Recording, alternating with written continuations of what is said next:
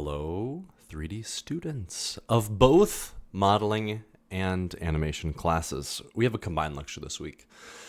Before we get to the meat of your week 16 lecture, which is my career advice, I wanted to, there were like a couple of requests for more information that came up last week, and I've had a chance to kind of do my due diligence and give you proper information. And I figured I would share the results of my looking and testing with everyone because it may be of interest. So first thing is actually not terribly complicated. So you may recognize this as Peter's model. And there was some like flickering that was happening on certain parts of Peter's animation, his render.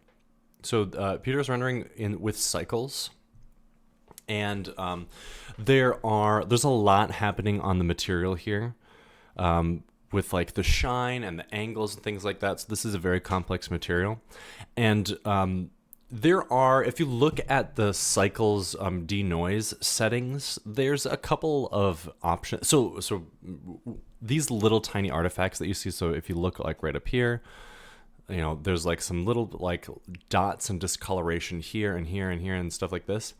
This is still noise. So noise is happening because noise happens in general because the computer is sort of kind of like filling in the gaps that it hasn't quite calculated perfectly. So it's kind of just artifacts left over from the computer trying to figure out what real light looks like. And there's a process of denoising, which just tries to kind of smooth it out or kind of remove that noise. The more complex a material is and the more interactions with light it has, the more difficult it will be to have accurate representation. So the two ways to combat lingering noise is fiddle with the noise settings. And actually, I don't know if any of you have ever actually done this, but I usually forget to do it. But you can use, if you have a GPU, you can use your GPU for denoise as well, and it will just kind of make it a little bit faster. But anyway, I think by default, though, the denoise is pretty much set to the maximum in here. So what that unfortunately only leaves you with is more samples. Peter had a time limit set to 20 seconds, and then a max of 400 samples. I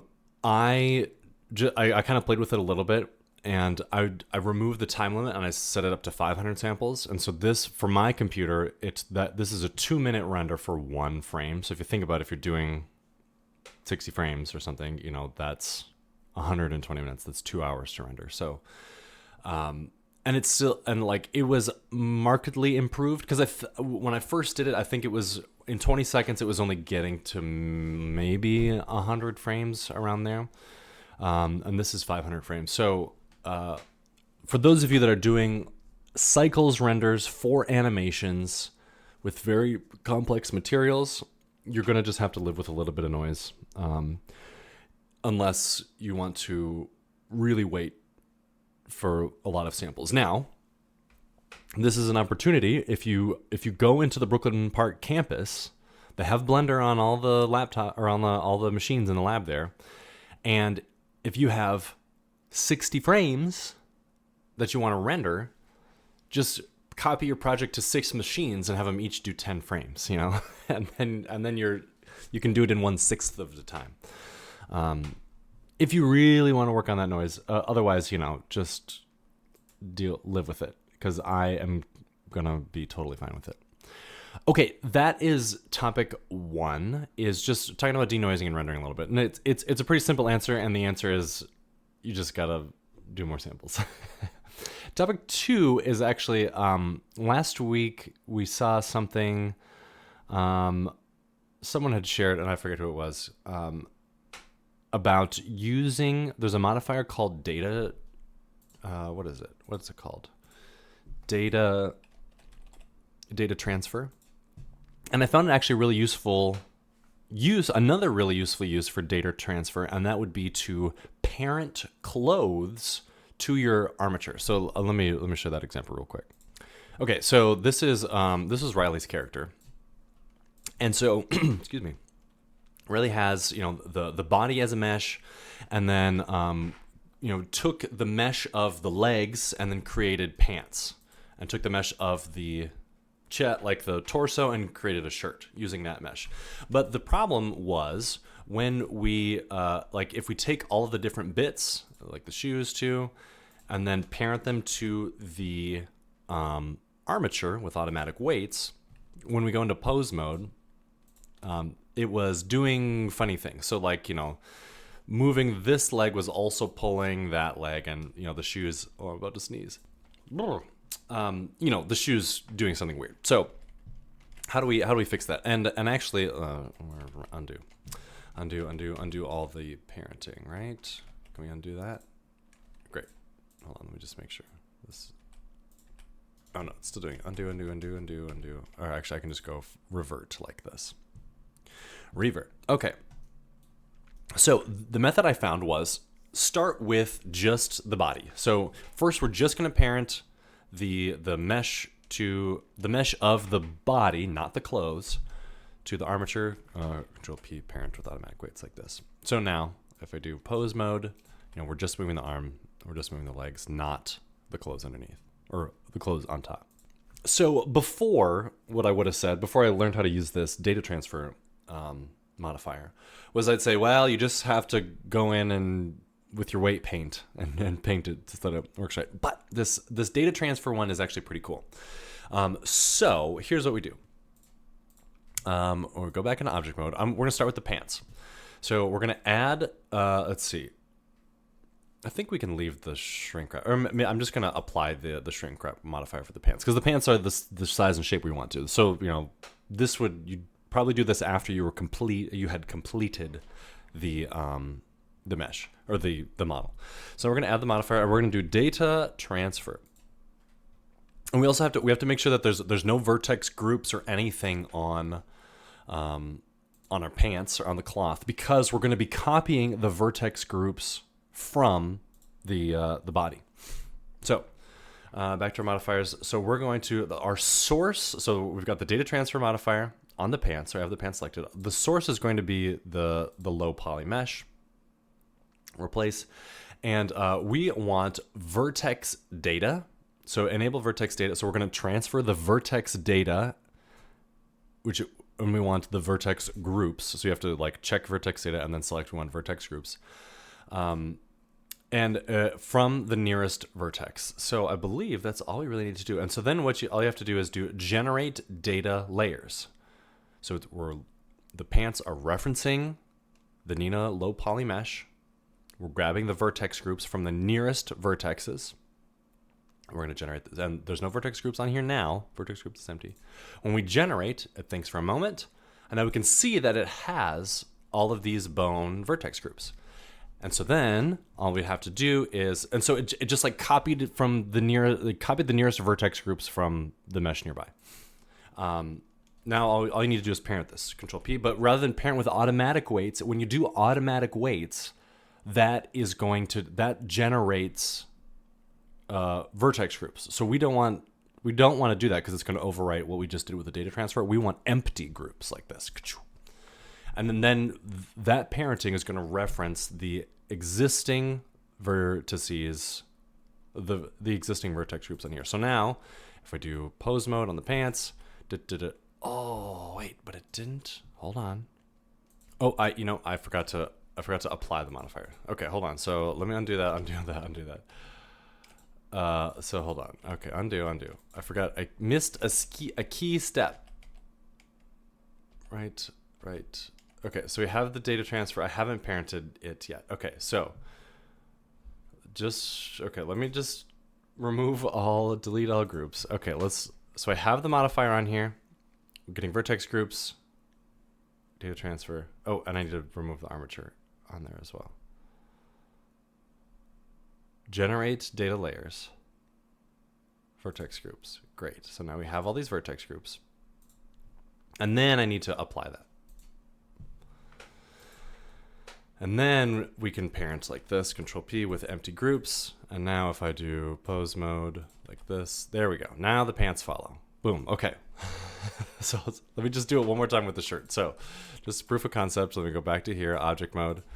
That's there. If I do pose mode with the arms, the arms are not parented at all, or the shirt is not parented at all. So we go into object mode. We select the shirt. I'm going to apply the shrink wrap.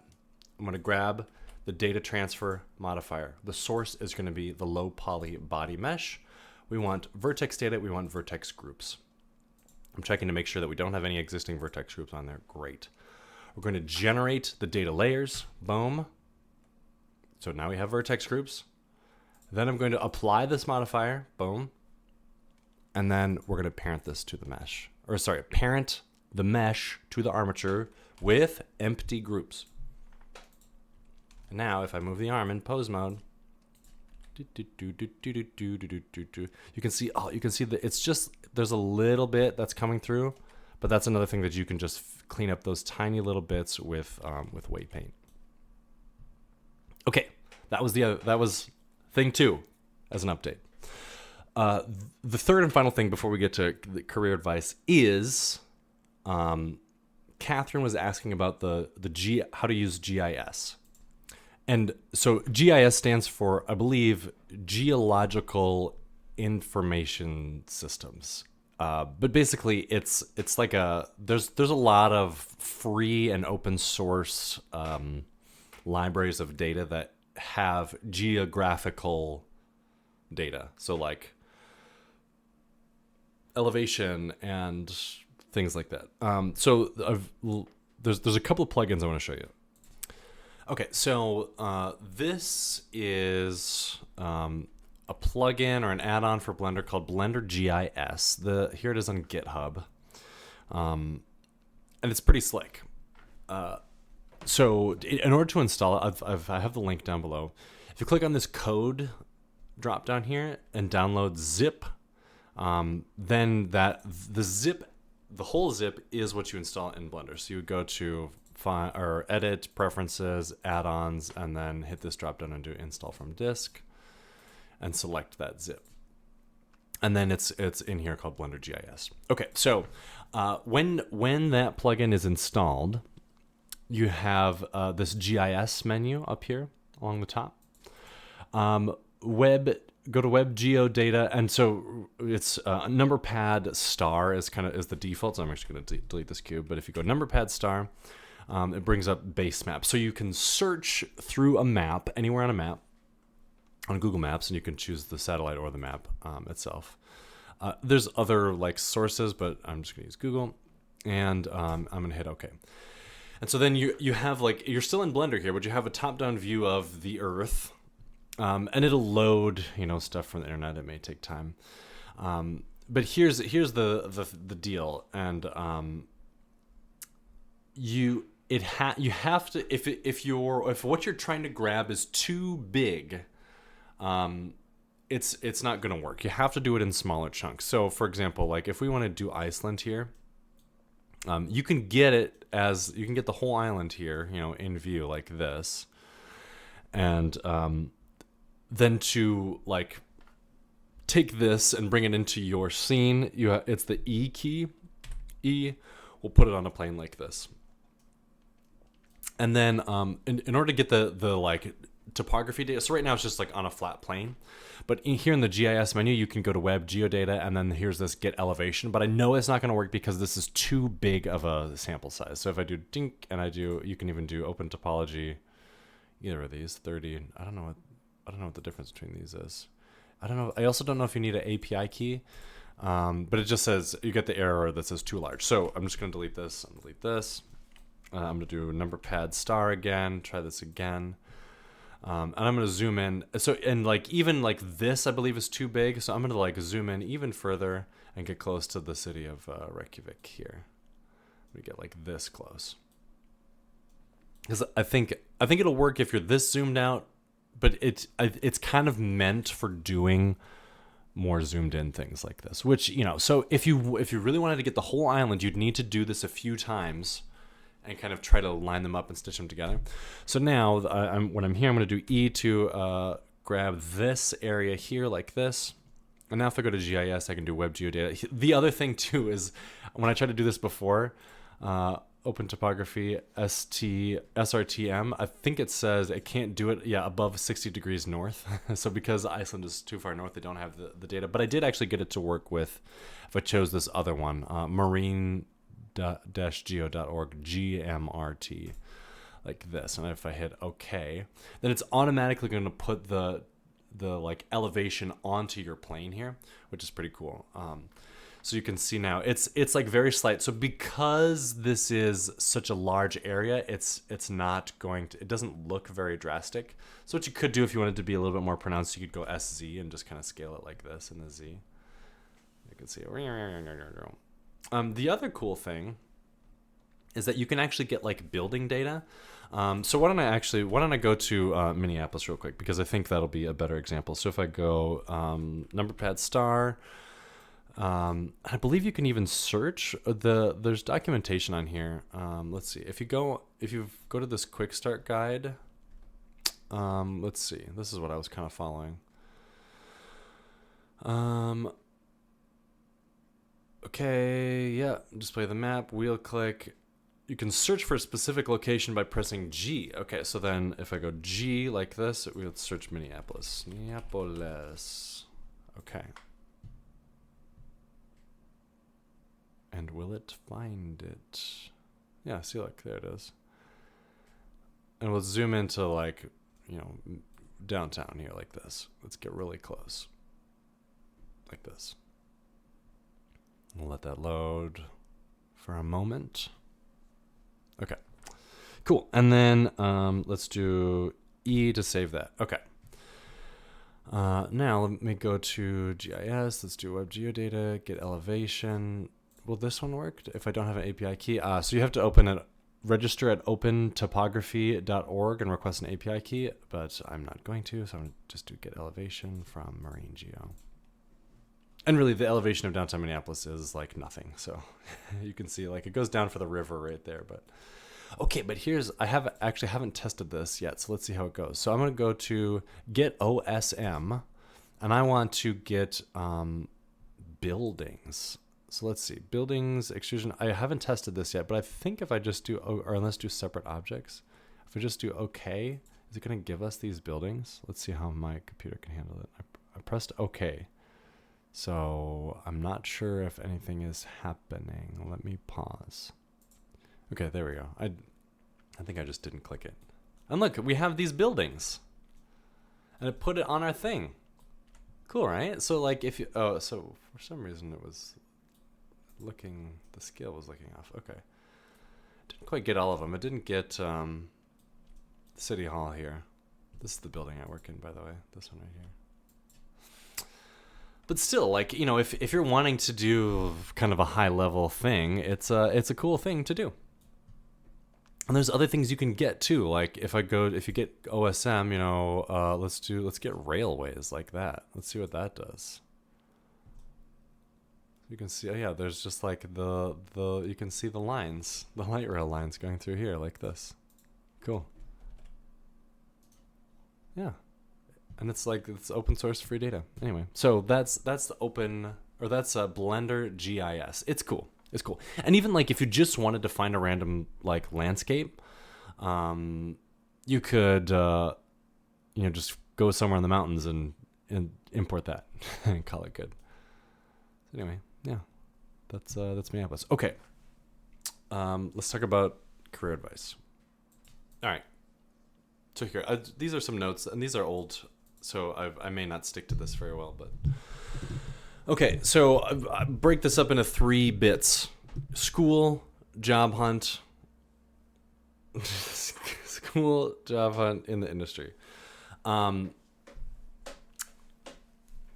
school, it's important to learn the skills. It's also important to learn how to work with people.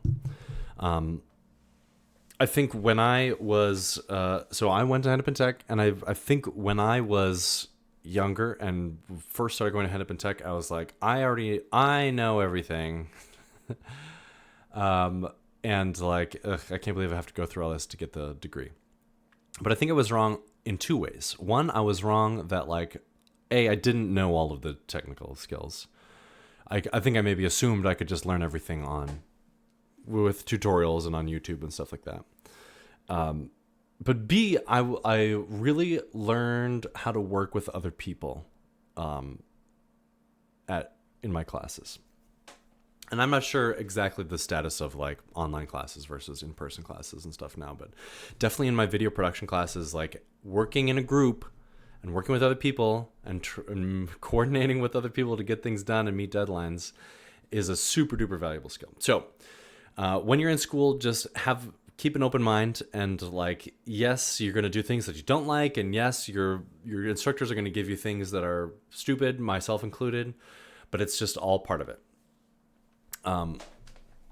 The new line in here that I really wanted to point out is this. Oh, why is this so hard for me? Here you go. What is your unique combination?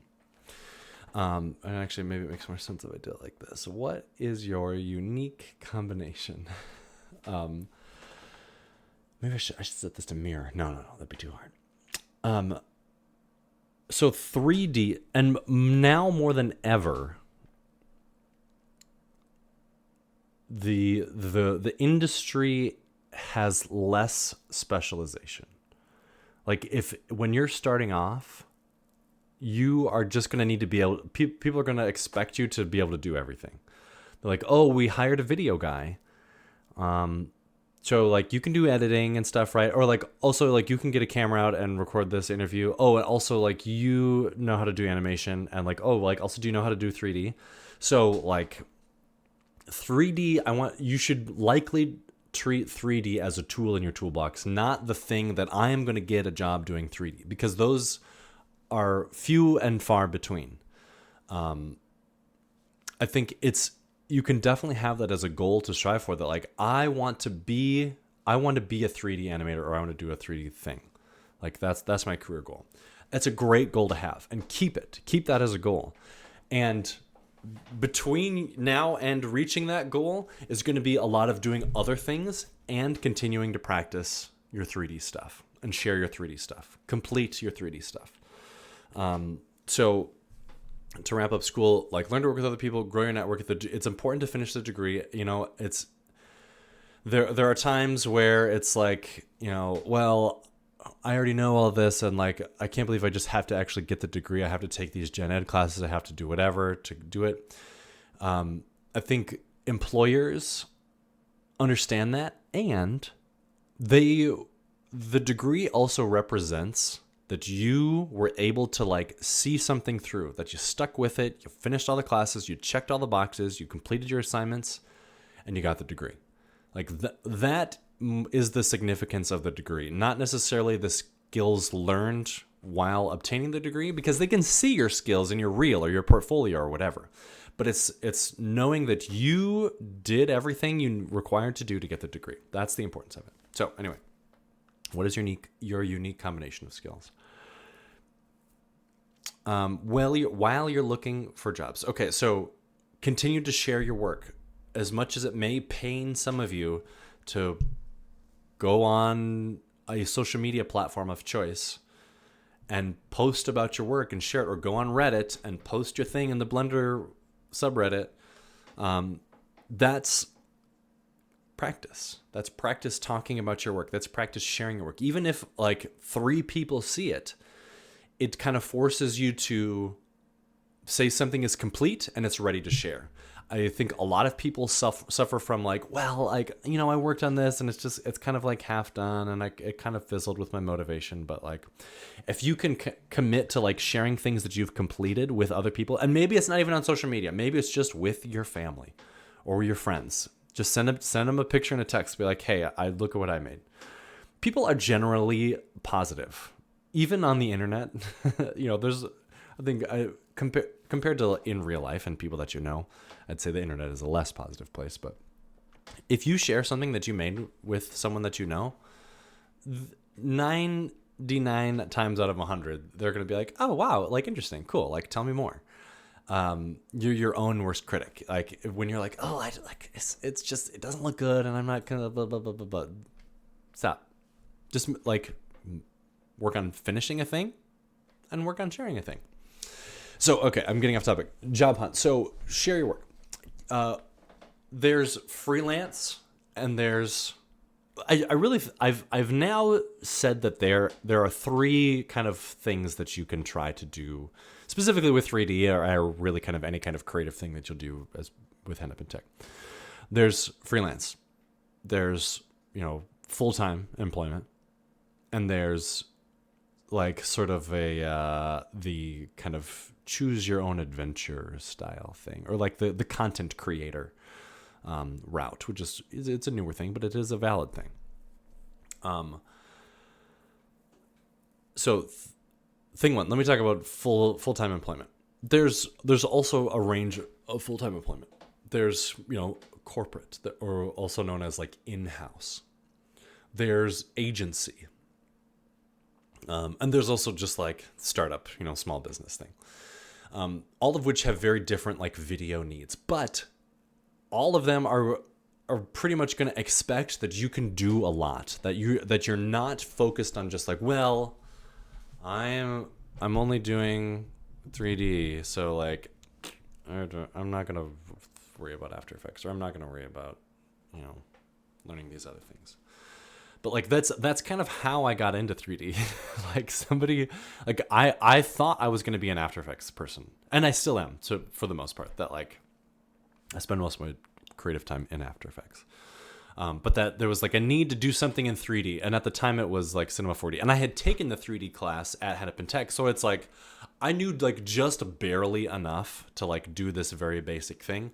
They needed I've maybe even showed it to the class, but it was a commercial for a car dealership, and it was on a green screen. So it was a woman talking about the car, like, come down to Ford of Londonderry and check out the new Ford F-150. But she was on a green screen, so I just needed to come up with a background. And so like we did this like 3D wall that kind of mimicked the wall of like a Ford dealership. It's like a very standard look. Anyway, I'm way off topic. So because I was like, well, yes, like I have After Effects, but I also can like do these 3D things. Like, and so I started to like sprinkle in little 3D things. And it made me a more appealing creator for other people, because it's like, oh, Nolan can do this, Andy can do this, Andy can do this. So, okay.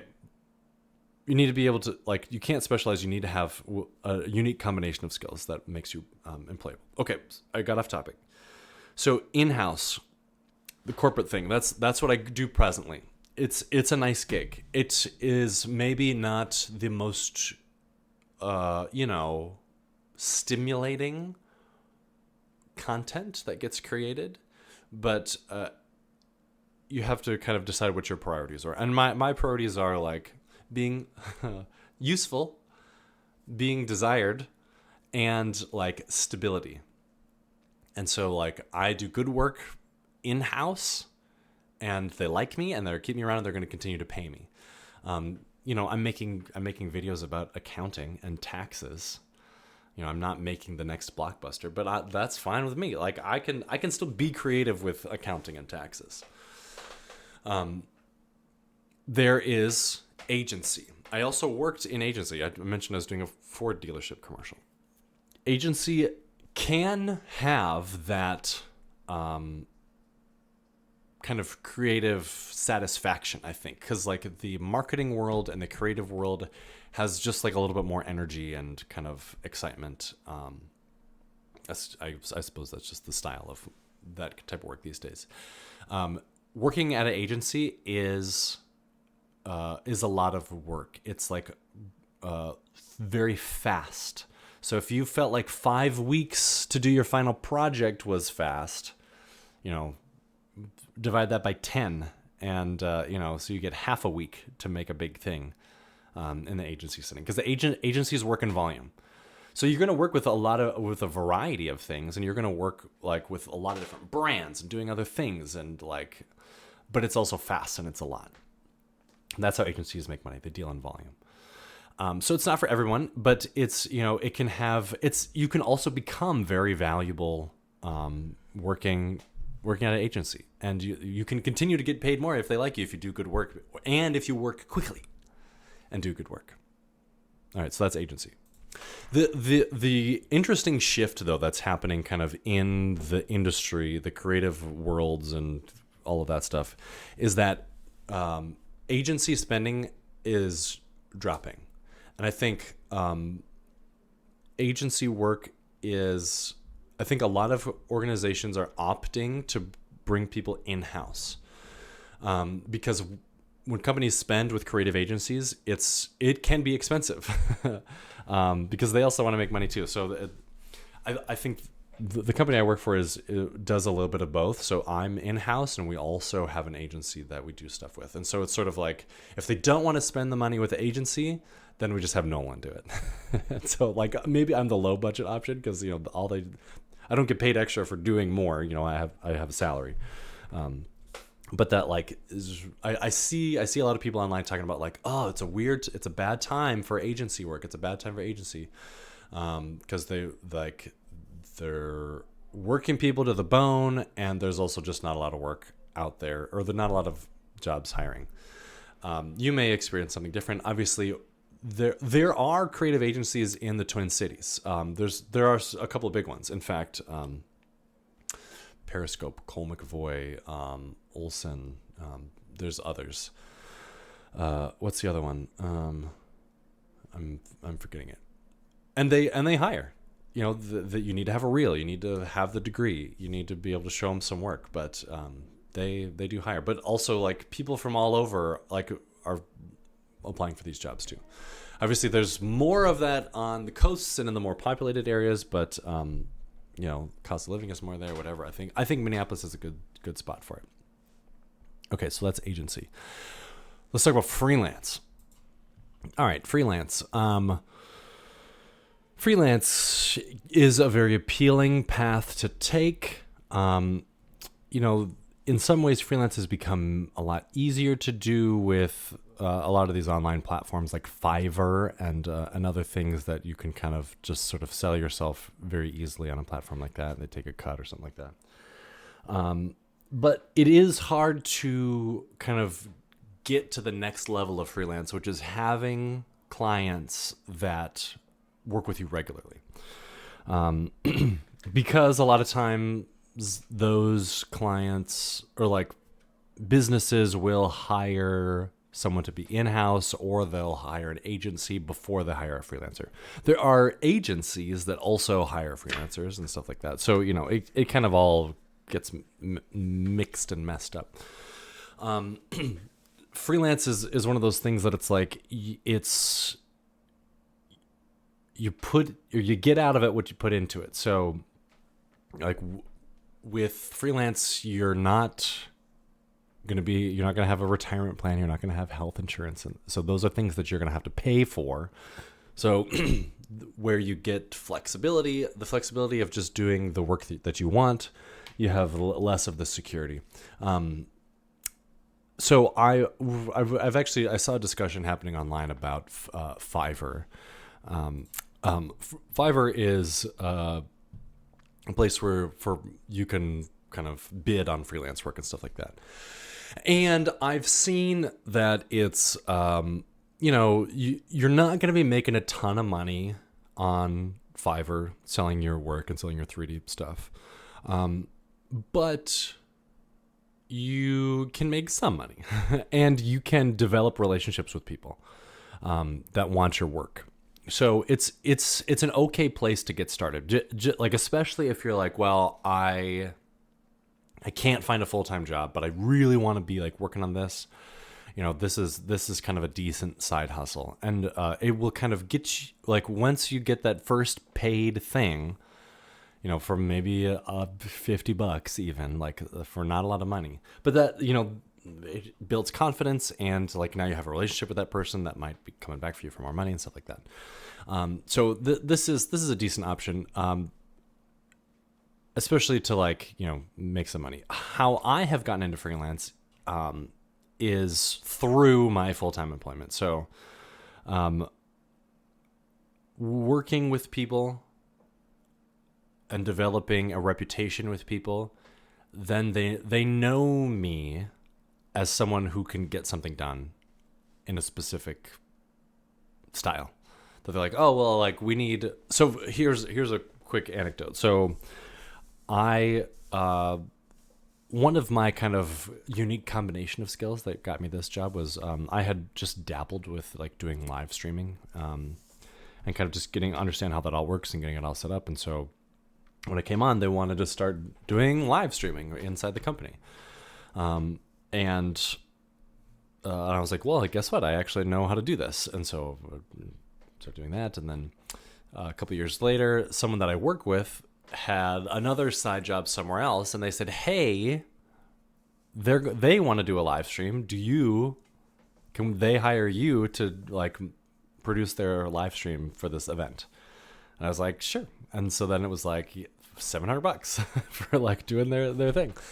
And so that kind of came through my reputation of being someone who knows how to do something and them knowing me personally. So it's sort of like things start to line up when you have a network of people that you know professionally and that know your work and that you're someone that they can count on. So with all that said, job hunt.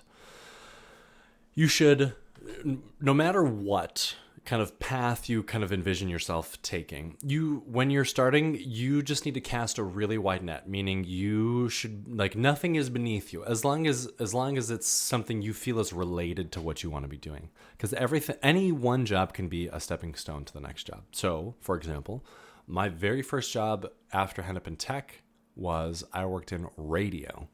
And I was like editing, and it was with the Minnesota Twins. I was editing baseball highlights for radio, and I was writing radio commercials, and I even read a couple of radio commercials. Super America is offering top tier rated super fuels. I still remember it, but it was such valuable experience. Even though I wasn't doing video editing or 3D or any of that, I was working in a production environment, like getting good at writing, some of the other skills that I maybe hadn't like honed as well,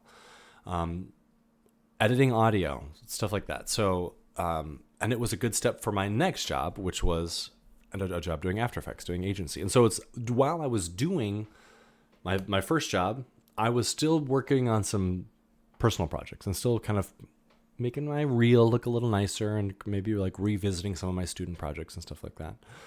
But I was continuing to practice. So that's job hunt.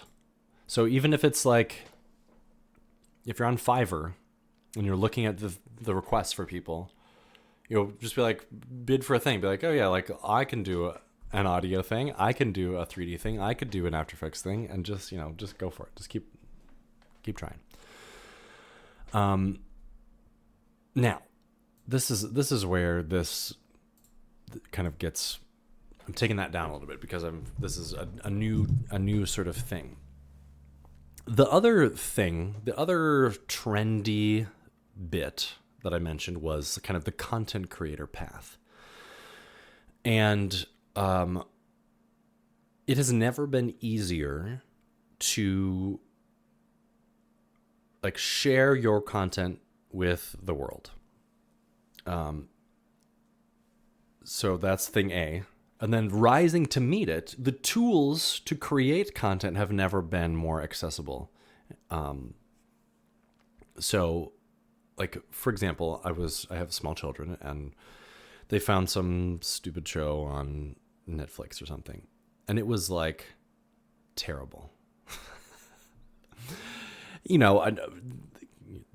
I suppose it wasn't totally terrible because the kids enjoyed it, but it was a 3D thing, and it was like the lowest quality thing I had ever seen. No, I shouldn't say that. I'm like really ripping into it, but it was like, looking at it, I was like, I could have made this in 3 hours. And so then my wheel starts turning, and I'm like, how much do you think the people who made this sold it to Netflix for? I don't know. I really don't know, but nothing. And so then I'm like, okay, what children's programming am I going to make now and sell it to Netflix? So that's my like personal project that's kind of still ruminating. And I think I'm going to use Unreal. I'll clue everybody in once it's finalized. But one thing that some students have done for their advanced lab. So just total, by the way, FYI, if you didn't know, and hopefully one of your instructors or your advisor told about it, but in the spring semester, so after you do 3D modeling and 3D animation, you can do an advanced animation lab, so it's just a lab credit, sort of like an independent study. And in the past, some of my 3D students have like gotten together as a group project and made like an animated short, and it's been pretty cool. You can do it on your own too, as like an independent study, and you can select how. I believe you can select how many credits you want to do, 1, 2, or 3, or something like that. But anyway, if you have some creative buddies, maybe it's someone who makes music, or maybe it's someone who just writes stories, or maybe it's whatever. But like, get together and make some of your own content. Like, and there's a real path to making money off of like creating content. And content is it's kind of a buzzword, and it's such a broad thing, but it's like, maybe it is like, animated short stories. Or maybe it's like a series of like just 2-minute things. Like, I think for a long time, there was this rule that like, well, content needs to be long form. Like, it needs to be, the length of a TV show is 22 minutes and the length of a movie is 90 minutes. But now in the age of TikTok, content only needs to be 6 seconds long. So if you have the ability to just like make something cool and short and engaging and work with other people to do it, there are paths for that to be a thing, to make money, to be a career. And that's also another great way to like get exposure for other work, like freelance and full-time stuff and things like that. Obviously, like the odds of you making something that Netflix is going to buy for $1 million, it's not zero. It's also not 100% either. So it's a good way to practice and a good thing to think about, especially if you have great people to work with and to kind of keep you motivated. So like if you're just working as an island, it's going to be tough to see it through to the finish. But if you've come up with a plan and come up with a team, you've got better chances of success for sure. So speaking of plans and teams, you gotta figure out how to use AI. You gotta learn about AI. You gotta learn how to use chatbots. You gotta learn how to use it to help you storyboard, and you learn how to use it to help you write outlines and scripts and plans and schedules. Because having those things is super helpful with professional work and project work, and B, if you don't have to do it yourself, it's even better. So you just need to like train your AI assistant to like help you with some of these things, and you're going to be a superstar. You're going to be very valuable for any job that you're in. Okay, bring this up one more time. Oops, that's not the career advice one. It's here. All right. Final thoughts here in the industry. Communication and collaboration. Like, actually, hold on. Let me collect my thoughts for a second.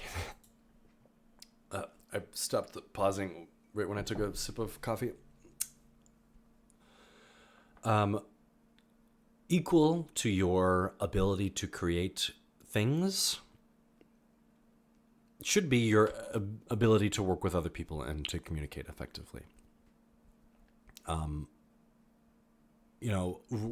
One thing that I've tried to do throughout your time with me in these classes is like, I encourage you to just like, let me know if you're having issues, or if there's like a deadline, or if there's something happening that you need a help with, or you need me to give you an extension on. As long as you like, just let me know, it's fine. And that's generally how it works in the real world. Like, as long as you are letting people know what's going on rather than ghosting them or just like pretending like nothing's wrong, everything's going to be fine. Like, ultimately it's just a job. It's just work. It's not life and death.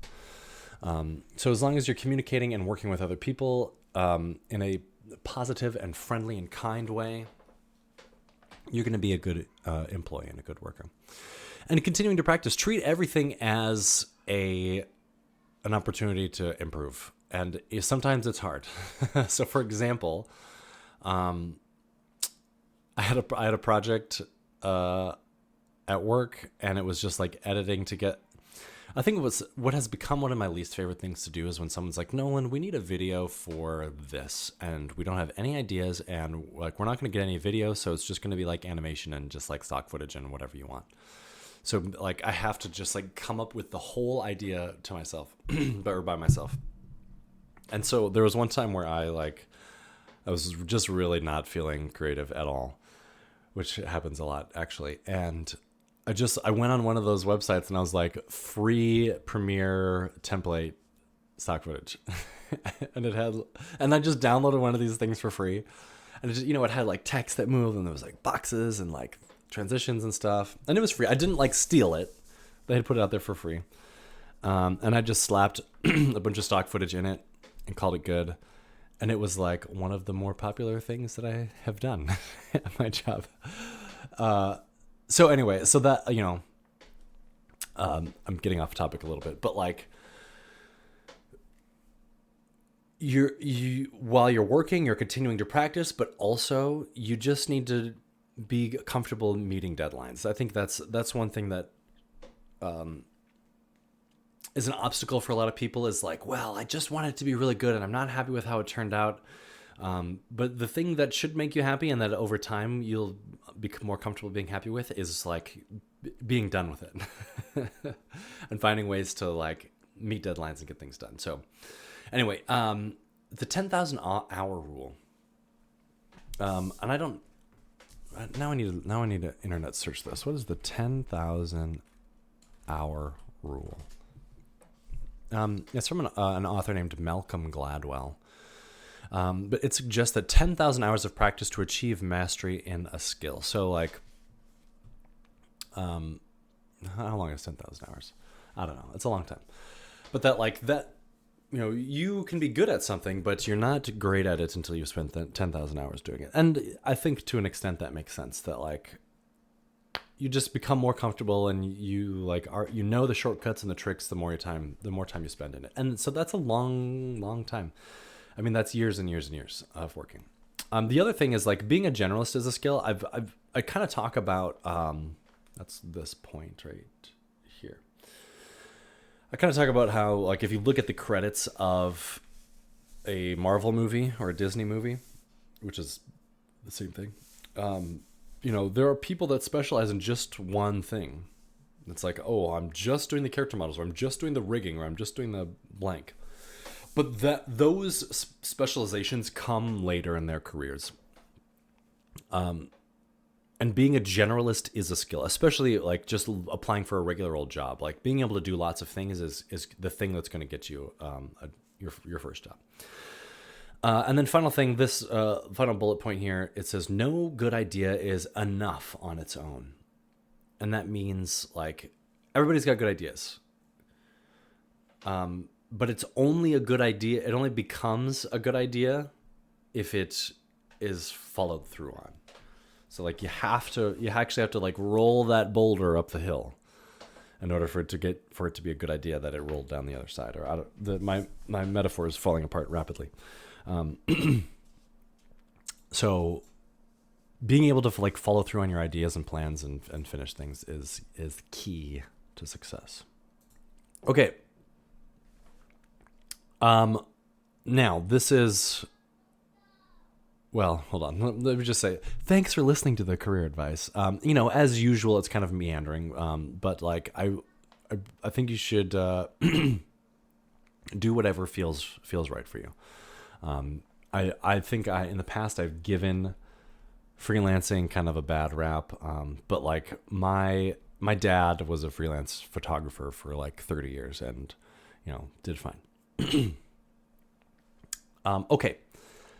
Now this is, hopefully you're still with me. If you're watching this If you're hearing these words come out of my mouth, you've made it. These are the like final week of the semester notes. So grading has been updated for everyone. If you're in the modeling class, remember that you get one freebie for the quick models, because I'm sure I just forgot to talk about one of them one time. So if you've got an empty, or if you've got a 0 on one of your, if you have a 0 on one of your quick models, I will, when I put in the grading at the end of the semester, I'll just make one of them a 5, so you get one freebie. If you're in the animation class, make sure that you have finished everything. But also you have that little extra credit opportunity for you as well. So I will be entering grades for all classes on Friday, the 20th of December. So there will be no incompletes in either of these classes. So you have like, I have to enter the grades. So just like keep that in mind. Like, if I can't give you an extension and I can't give you an incomplete, so just like turn in whatever you have at the end, and like, it's gonna be fine. You're still gonna get a grade, but you have to turn it in, because I have to enter the grades and I can't give you an incomplete. So, take a look at the grades so far in D2L. Make sure everything lines up with what you expect. Let me know if you see otherwise. But make sure that you turn it. So, if you're in the modeling class, I suppose that means you have an extra couple of days to turn something in if you really need it. But like, why agonize over it? Just turn it in and be done with it. In animation class, you've got a tight turnaround at the end there. Okay, I think that's everything. As usual, I feel yucky about my career advice. I wish it was a little bit more, but I just sort of like ramble and tell stories and stuff like that. So I don't know if it's worth your time. But anyway, this is the end of your last lecture for the semester from me, and maybe even your last lecture ever from me. So it's been a real treat. I hope that you stay in touch, and I look forward to seeing you on our last Zoom next week, and check out your final projects. Adios.